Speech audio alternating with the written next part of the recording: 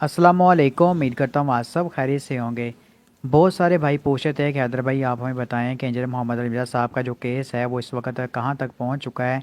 अली भाई की बेल के हवाले से क्या मामला जो होंगे और किस नौइयत का जो केस इस वक्त हो चुका है। ठीक है, तो इस वास्ते से काफ़ी सारे भाई पूछ रहे थे कि आप हमें लेटेस्ट अपडेट्स दें। तो मेरे भाइयों बहनों, इस वीडियो के अंदर मैं आपको कुछ जो लेटेस्ट अपडेट्स हैं ना इस वास्ते वो दूँगा। जुनैद रहमान भाई जो कि एक सहाफ़ी हैं, उनके चैनल के ऊपर है हाफिज़ ताहिर यूबी भाई जो कि इंजीनियर साहब के वकील हैं, उन्होंने जो है वो इस बात से इंटरव्यू दिया है। तो वहाँ पर जुनैद रहमान भाई ने सेम टू सेम यही क्वेश्चन से पूछा कि इंजीनियर मोहम्मद अली साहब के केस के वास्ते क्या अपडेट्स हैं, जो लेटेस्ट अपडेट्स हैं ना वो आप हमें इस बात से बताएं। तो उन्होंने जो वहाँ पर कुछ बातें जो है इस बात से कही हैं। तो चलें मैं आपको वो सुनाता हूँ, वीडियो दिखाता हूँ जिसके अंदर वो इसके वास्ते अपडेट्स दे रहे हैं। ठीक है, तो ये आप देखें, बाकी बात हम बाद में करते हैं। अच्छा, अब एक जो बड़ा अहम सवाल है वो मैं आपसे करना चाहता हूं ताकि अवाम उन्नास को आप प्रॉपर्ली गाइड करें। ये बताएं कि अब तक जो केस की नौयत है वो कहां पहुंची है और इंजीनियर साहब की कितनी पेशियां हो चुकी हैं और उनके रिहाई के असबाब आगे नजर आ रहे हैं, जरा अवाम उन्नास को बता दीजिए।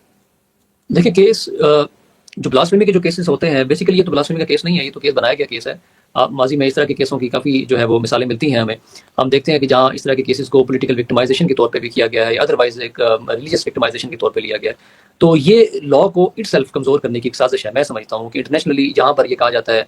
कि 295C का जो कानून है उसमें उसका इस्तेमाल जो है वो ठीक नहीं हो रहा। तो इसमें ये मेरी ज़ाती जो है वो राय है कि इस कानून को मजबूत करने के बजाय उसके जो पैरामीटर्स हैं, उनके इन्वेस्टिगेटिव पैरामीटर्स हैं, उनको स्ट्रॉन्ग करने के बजाय आप जब एक बगैर किसी इन्वेस्टिगेशन के और बगैर किसी जस्टिफिकेशन के जब आप एफआईआर जो काट देंगे और कल को डेफिनेटली इस एफआईआर ने किसी न किसी स्टेज पे जाके क्वैश हो जाना है, उन्होंने क्विटल हो जाना है, तो फिर इस 295C की जो हैसियत है वो कमज़ोर हो जाती है। तो ये लोगों को समझना चाहिए कि आर्जी अपने जज्बात के को वो की खातर कि हम उसका अजाला कर लें और वो किसी की लाइफ को स्टेक पे लगा रहे हैं, तो वो ऑटोमेटिकली वो जो है वो वाइस वर्सा है तमाम चीज़ें किसी भी मामले के साथ। तो ये जो स्पेसिफिकली आप कह लें कि ये जो अगर इस स्टेज के ऊपर कि अगर आप कहते हैं कि मामला इन्वेस्टिगेशन में क्या प्रोसेस हो रहा है इस हवाले से, तो उसमें मेन चीज़ जो चीज़ है वो ये है कि जब इंसान कोई भी वो जेल में हो, जब अपना उसकी इन्वेस्टिगेशन कंप्लीट ना हो, तो इन्वेस्टिगेशन के जो इदारे हैं वो अपना तमाम प्रोसेस मुकम्मल करते हैं। उन्होंने चालान सबमिट करना है, उन्होंने तमाम चालान के साथ तमाम डॉक्यूमेंट्स अटैच करने हैं, उन्होंने तमाम डिफेंस को लेना है कि जो हमारी तरफ से दिया गया होगा, और वो चालान में अपनी फाइंडिंग को है या वो एक कंक्लूजन वो निकालते हैं कि हमने इससे क्या जो है ना वो निकाला है, इस तमाम कंक्लूजन जो हमने बनाई है, जो फाइंडिंग से जो चीज़ निकली है वो क्या है।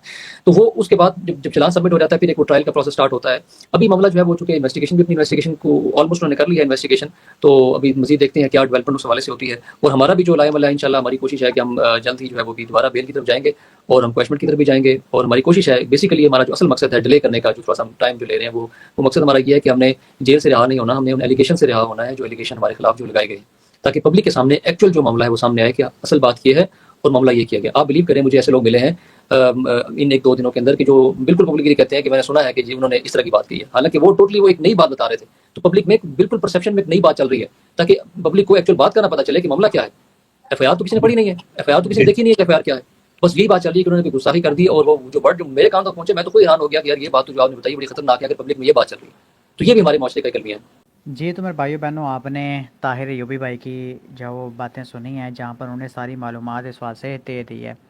अब जो उन्होंने बात कही कि इस मुक़द्दस कानून को जो है वो कमज़ोर किया जा रहा है, यानी कि लोग अपनी ज़ाती दुश्मनियाँ निभाने के लिए इस कानून का जो इस्तेमाल कर रहे हैं। मुफ्ती तारिक मसूद साहब ने भी आपको पता है अपने लेक्चर के अंदर ये बात कही कि ऐसे ऐसे लोगों के ऊपर जब वो गुस्साई के इल्ज़ाम लगाए गए जो कि एक सच्चे आशिक रसूल हैं, ठीक है, तो वो भी जाओ सवाल से जेल में बंद हैं और वो पागल हो चुके हैं, और कोई बंदा भी जाओ सवाल से उनका केस लड़ने के लिए तैयार नहीं है। यानी कि एक माहौल ऐसा क्रिएट कर दिया गया है कि लोग अपनी ज़ाती दुश्मनियाँ निकालने के लिए इस जाओ पाक कानून, इस मुक़द्दस कानून का जाओ गलत इस्तेमाल है कर रहे हैं। तो ये सारा मामला वो करके इस कानून की वैल्यू को कम कर रहे हैं, ज़्यादा नहीं कर रहे। तो इन लोगों को चाहिए कि वो इस बात से होश के नाखून लें और इस मुक़द्दस कानून को इस तरह जो है वो मिसयूज़ ना करें। ठीक है, बाकी जो आगे ताहिर यूबी भाई ने बात कही ना कि इंजीनियर मोहम्मद अली साहब के हवाले से हमने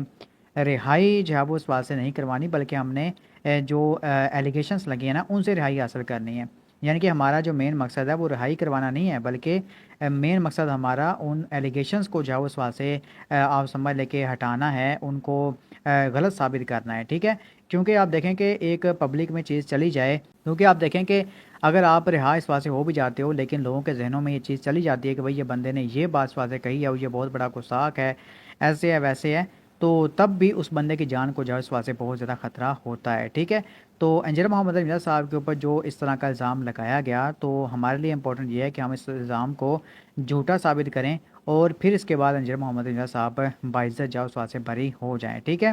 اور عوام میں تو جیسے کہ طاہر ایوبی بھائی نے کہا کہ بہت ساری ایسی چیزیں چل رہی ہیں جہاں پر لوگ سنی سنائی بات کے اوپر یقین کر رہے ہیں، یعنی کہ ناؤز بلا صفولہ بہت زیادہ مطلب کہ نا ایک جو جملے انجر صاحب کے واسطے وہ کہہ رہے ہیں کہ انجر مرزا نے جو یہ کہا ہے ہم نے سنا ہے، تو وہ جو بات کہہ رہے ہیں وہ بہت زیادہ خطرناک کہہ رہے ہیں، اس بات کا انجر محمد رضا صاحب سے کوئی لینا دینا ہے ہی نہیں، ٹھیک ہے۔ علی بھائی کو تو پتہ بھی نہیں ہوگا کبھی میں نے ایسے الفاظ کہے ہیں، لیکن پھر بھی جب وہ عوام کے آپ سمجھ لے کہ عوام میں اس طرح کی جو باتیں مشہور کی جا رہی ہیں انجر صاحب کے بارے میں، اور عوام کو اشتعال دلایا جا رہا ہے کہ وہ انجر صاحب کے واسطے کوئی نہ کوئی کام کر دیں، ٹھیک ہے۔